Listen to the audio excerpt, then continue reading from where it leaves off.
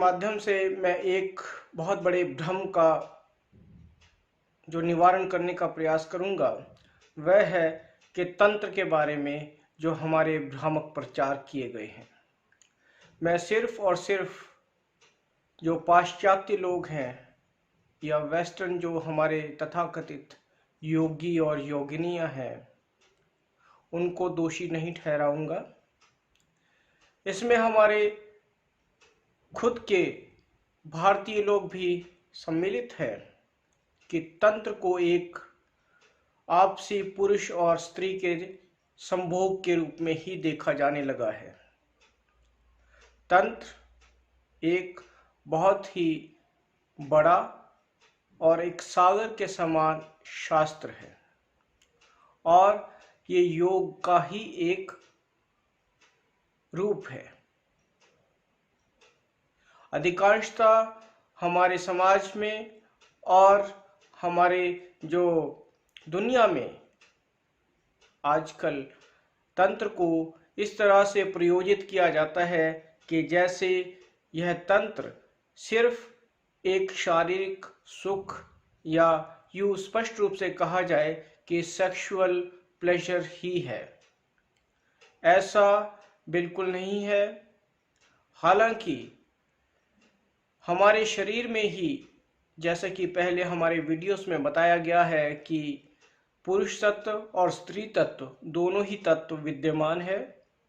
इन दोनों तत्वों के आपस में जुड़ने से ही जो कि एक देव तत्व है, शिवा और शक्ति स्वरूप ईड़ा और पिंगला नाड़ी आपस में ऊपर और ऊपर की तरफ जाने की स्थिति में, जिसे कि ऊर्ध्व वेता या ऊर्ध्व गति कहते हैं, उसे हम कुंडलिनी जागरण भी कहते हैं।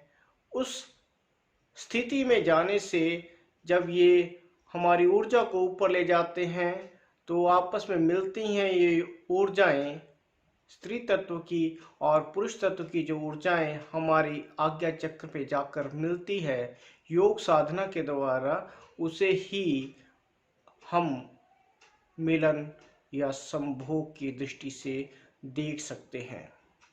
पर मौजूदा योगी और योगिनियों ने इसे एक शारीरिक सुख के रूप में लिया। यह हमारे समझ में और इंटरप्रिटेशन में बहुत ही बड़ा एक जो कमी कहेंगे या एक खामी है।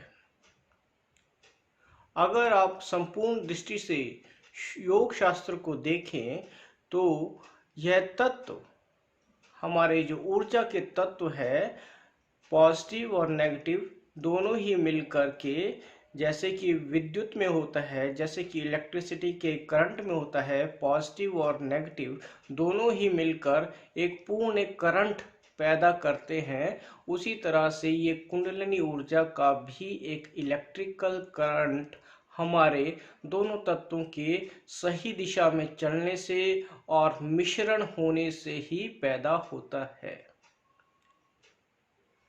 तो तंत्र शास्त्र को हमें एक बहुत ही पवित्र और एक गंभीर तरीके से किए जाने वाला योग इस दृष्टि से देखना चाहिए और हमारा जो नजरिया है तंत्र शास्त्र के प्रति वो बदलना ही चाहिए।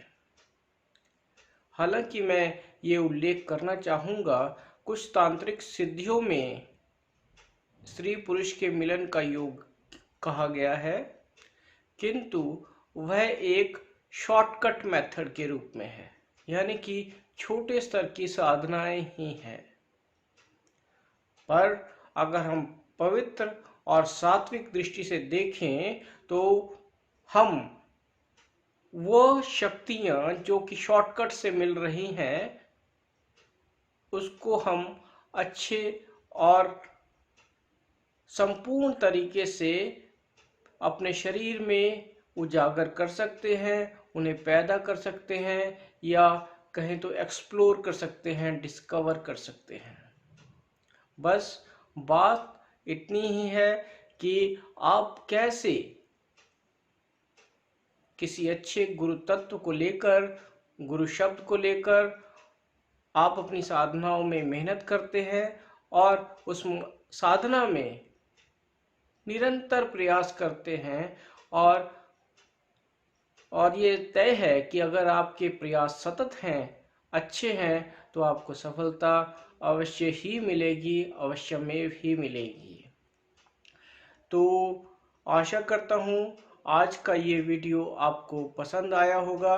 आगे के आने वाले वीडियो में हम भैरव तंत्र शास्त्र के बारे में और विस्तार से जानकारी प्रदान करने का अब प्रयास करेंगे। और कृपया हमारे चैनल को लाइक करें और सब्सक्राइब करें ताकि आने वाले वीडियो के बारे में आपको जानकारी मिलती रहे। और साथ ही कृपया अपने सुझाव भी दें।